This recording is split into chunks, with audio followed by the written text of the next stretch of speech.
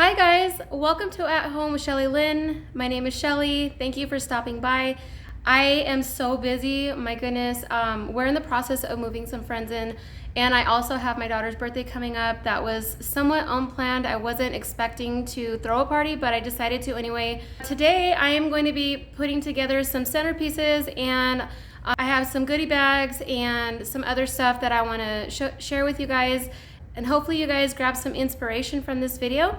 Please don't forget to like, share, and subscribe if you're new, and we'll go ahead and get started with the video.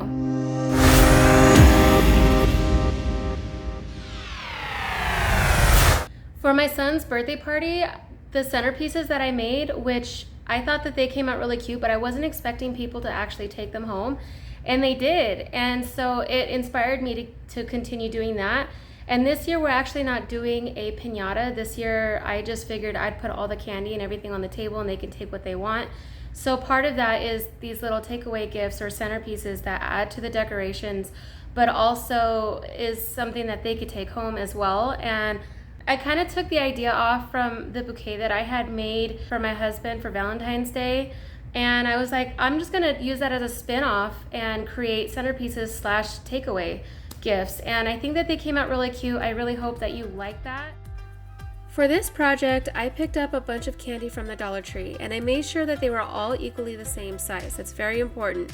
I also got some square styrofoam blocks from the Dollar Tree, but they were a little bit too big, so I ended up finding some smaller ones at Walmart, and they were perfect for these size candy boxes.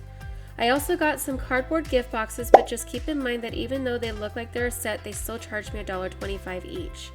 Then I picked up some curled ribbon, spools of color satin ribbon, and balloon sticks from the Dollar Tree. The sixlettes and the chocolate balls are from Walmart. And finally, some foil balloons. I got the unicorn ones from Party City, and the stars came in a pack of balloons from Amazon.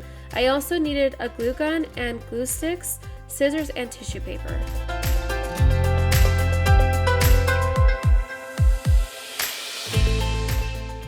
To get started, I used the smaller square styrofoam blocks and I glued a box of candy to each side. Then I took the unicorn balloon that was already on a stick and I pushed it down the center of the block. I used a piece of tissue paper and I neatly stuffed it in between the candy boxes and around the balloon stick. Secretly, I kind of wish that I would have kept it that way, but I ended up adding the chocolate balls and the sixlettes to the center. Finally, I tied some curled ribbon around the base of the balloon and I added a bow to finish the look.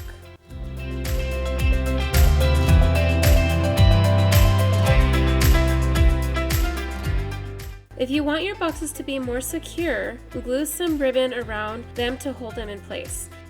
After making a few of these, I went ahead and went on with the gift boxes. I took the same concept with the gift boxes, except that I added the candy to the inside, and I cut out a picture of Agnes and I glued it to the stick and stuck it inside alongside the foil balloon. Since the star balloon wasn't already on a stick, I took the ones from the Dollar Tree and I stuck the bottom flap of the star and intertwined them into the grooves and secured it with a piece of tape to keep it in place. If you're curious, these gift boxes did cost me about $6 to $7 to make, so they're not really that cheap, but let me just mention that when you make centerpieces like this, the older kids are more likely to feel like they're included and love being able to take these gifts home. I made 6 of these in total.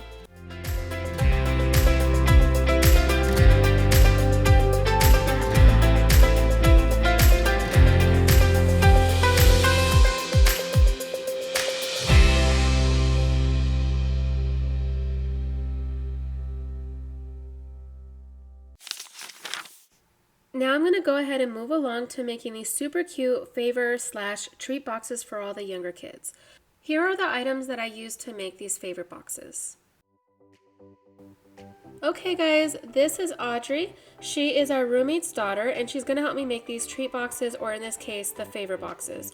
I printed these Minion labels out and we're going to do what we did for my son's birthday, and I'm going to create labels for them. Using my Cricut cutter, I cut them out for her.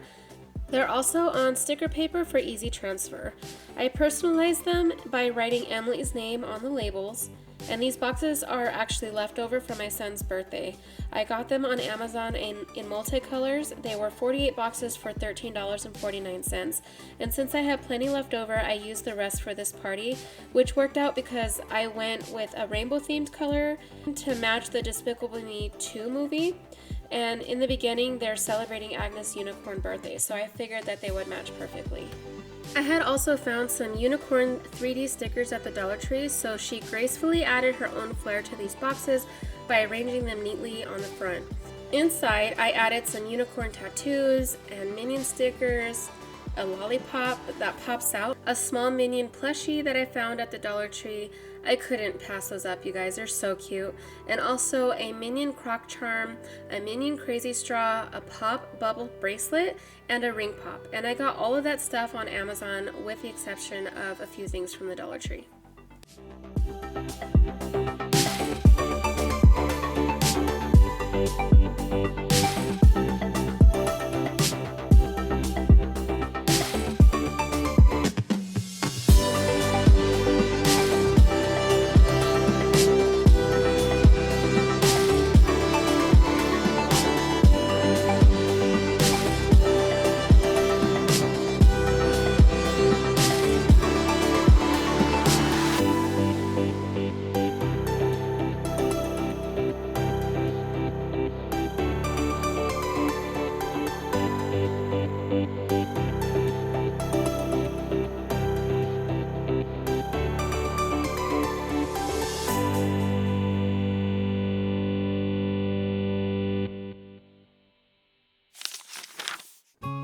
We had actually scheduled Emily's birthday party the day after her birthday, which was Saturday, September 10th, but because the weather was super crazy, we had lots of wind, thunder, and lightning, and a little bit of rain, we postponed it for the following weekend. So on her actual birthday, we took her to Chuck E. Cheese. She had been wanting to go for like the longest time, even though it's overrated and hella expensive. We took her there because we figured that since she was a little bummed about not being able to have her birthday, at least she could do something on her actual birthday. So we ended up all having a really great time, and the smile on her face was so worth it. And we got on almost all the rides, and she got to play with all the games.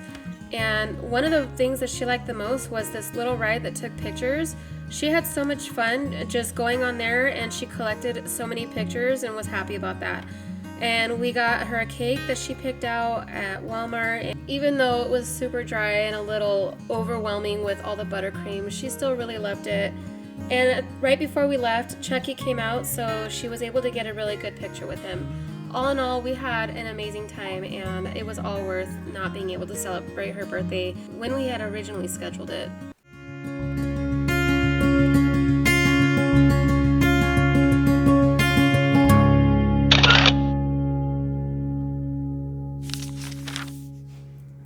I have a special guest with me today. She hasn't been on my videos in a long time. Let's give a little hand to Danielle. I'm back! What are we making today, Danielle? Jello shots. Let's show them the boxes. For kids and adults. But we're making the kids first. Yeah, so we're making the Starburst ones. I found these at Walmart.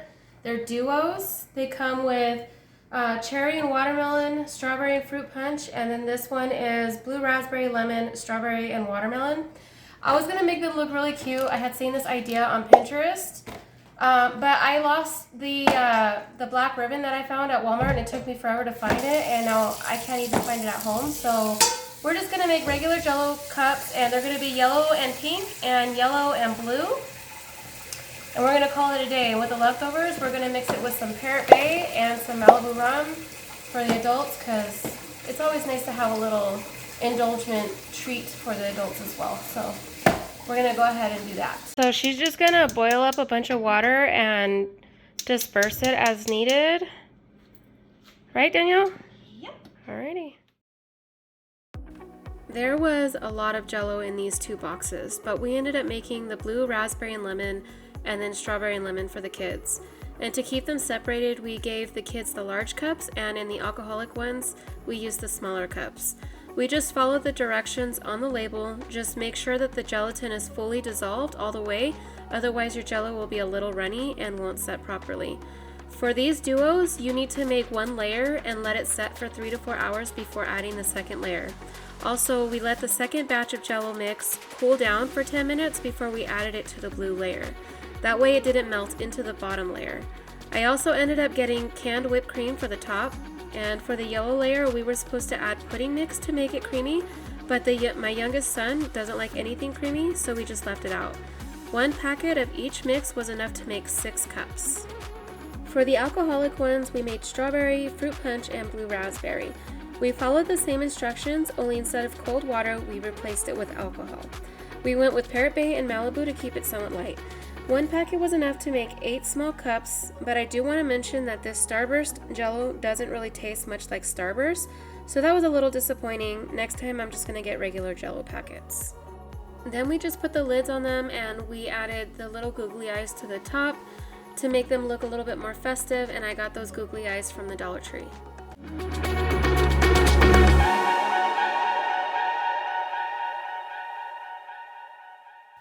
Now it's time to make cake pops.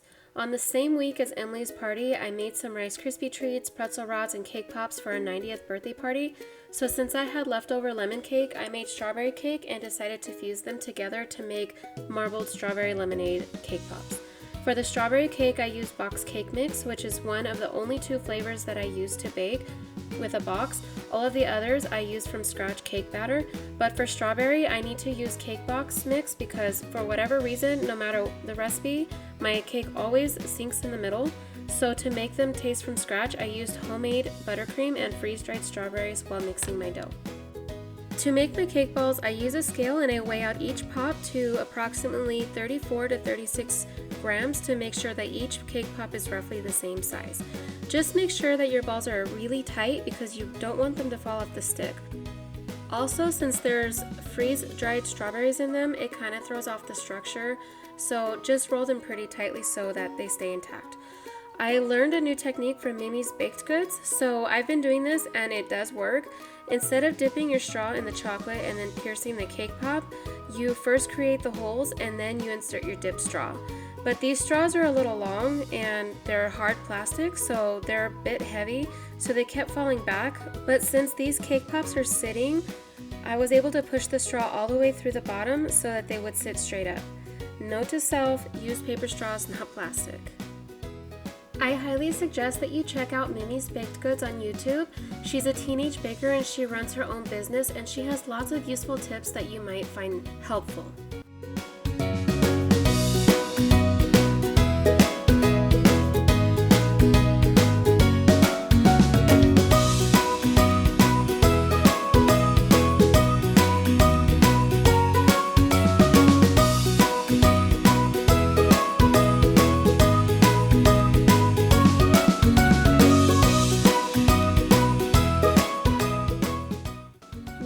Making 2 cake pop designs, one that was white and half dipped pink with unicorn sprinkles, and the other was yellow with eye sprinkles and half dipped with blue to kind of resemble Minions. Then I used leftover ribbon to create bows, and I used glue dots to glue them to the stick. I didn't wrap them this time, but they still looked pretty cute and were very tasty.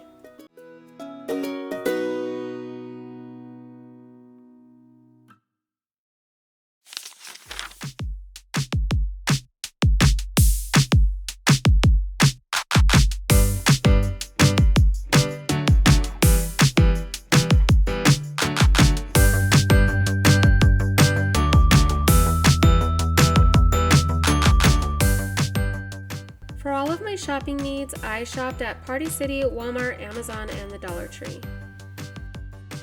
I got these table covers from Party City. Normally I get them from the Dollar Tree or Walmart, but these were on sale, so I picked up 6 of them. I ended up using 4, and I'm glad that I got them because they were amazing quality and weren't sheer at all. So they covered this area very nicely. So essentially I used them to create walls and as a backdrop.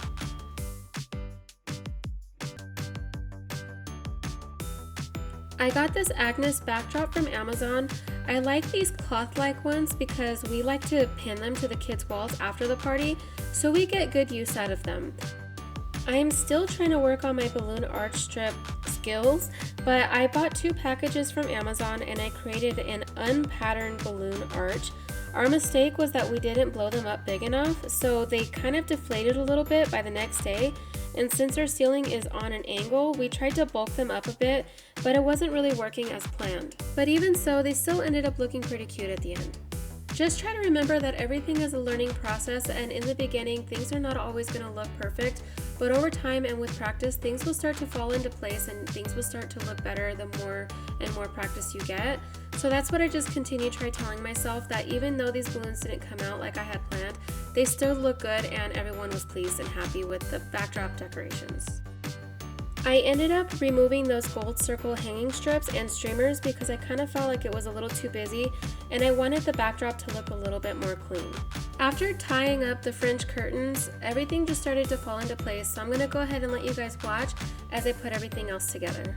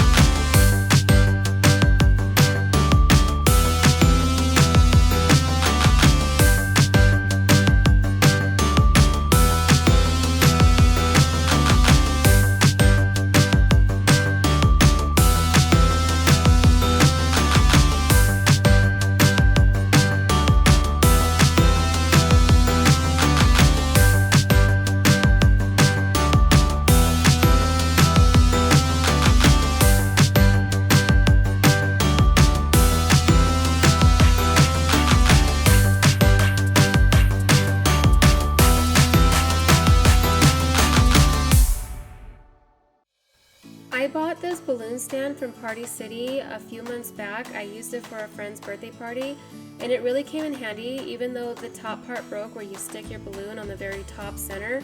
I ended up taking a balloon stick from the Dollar Tree and creating it, and it still works. It is a little bit wobbly and unstable, but if you do the balloons well enough, it will stay intact. So all we did was we took 4 balloons and we tied 2 together and made 2 sets, twisted the balloons together, and then I just stuck them inside on the stand, and then on the very top I put an orb. So this idea is super cute. I actually got this idea from the girl who's actually making them. She did this for her daughter's birthday. She also had a Minion's birthday. Hers was more traditional, mine is more Agnes and unicorn themed. So I let her go ahead and make these boxes for me because I thought that they were super adorable. They're basically the entire centerpiece of the dessert table with Emily's name on it. So we just took these treat boxes from the Dollar Tree and glued on some rhinestone ribbon and then put her name, 1 initial each box, and it became her name plaque.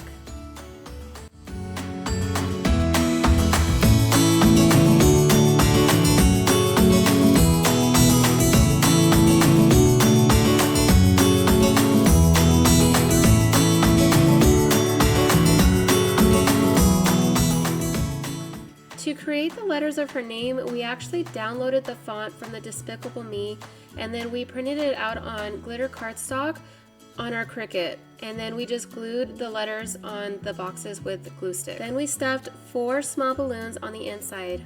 Aren't they so cute? I just love this idea. Hi, birthday girl. You gonna have fun today? All right, let's go out there and look at all your stuff.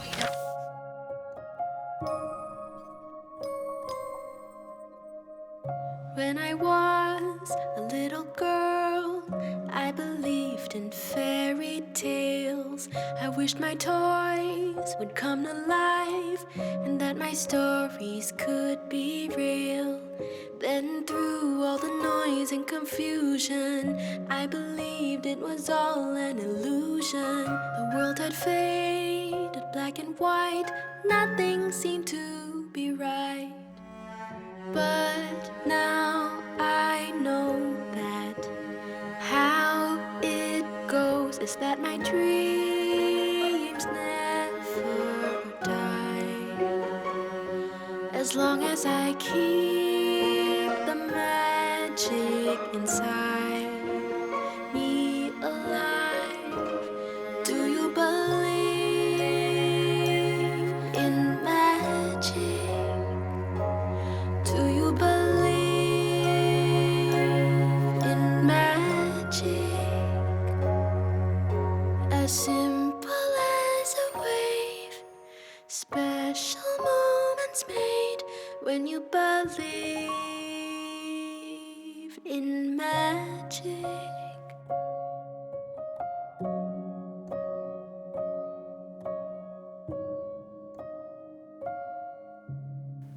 Oh, that song gets me every time. I don't know why. Please excuse me while I wipe my tears. Yeah, we had a great time. We had gotten this cotton candy machine exclusively for her birthday, and we used the popcorn machine that we used for my son's birthday, and it just came out so amazing and wonderful, and I couldn't be any more blessed than I am. My kids' happiness means so much to me. I'm sure all of you parents out there feel the same way, and I want to thank you guys if you guys are still here watching this video with me. It really does mean a lot to me, more than you'll ever know. So thank you from the bottom of my heart, and I'll let you guys continue watching the rest of this video, and I will see you guys next time. Bye, guys. Ready? 1, 2, 3. Happy birthday to you. Happy birthday to you. Happy birthday, dear Emily. Happy birthday to you.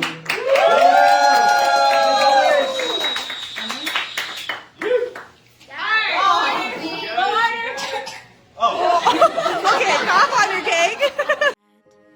How it goes is that my dreams never die. As long as I keep the magic inside me alive. Do you believe in magic? Do you believe in magic? As simple as a wave, special moments made when you believe in magic.